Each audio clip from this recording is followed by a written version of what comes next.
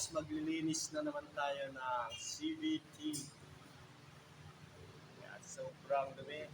Bali papalitan namin tong oil seal na dalawa sa may crankcase and transmission.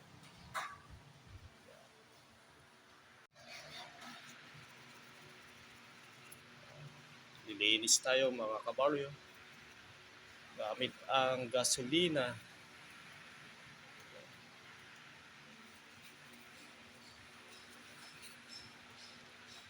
Sa paglilinis, tsaga-tsaga lang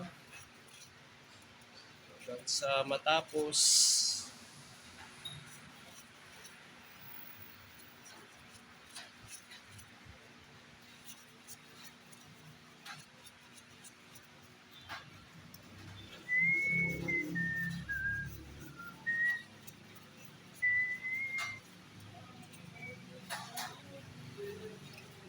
So, put-put ng aking brush. Pero okay pa naman na gamitin.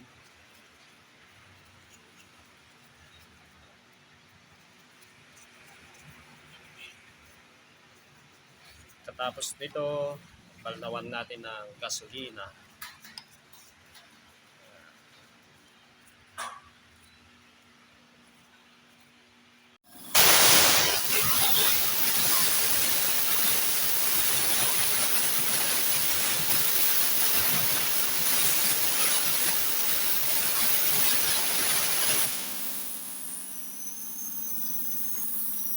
Yan mga kabaryo, malinis na po ang kanyang CVT.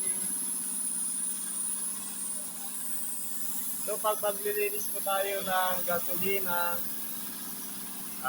kailangan po natin palitan tong mga oil seal na ito kasi masisira na ito pag gasolina yung ating gagamitin sa panglinis. Yan. So okay na mga kabaryo. Yan.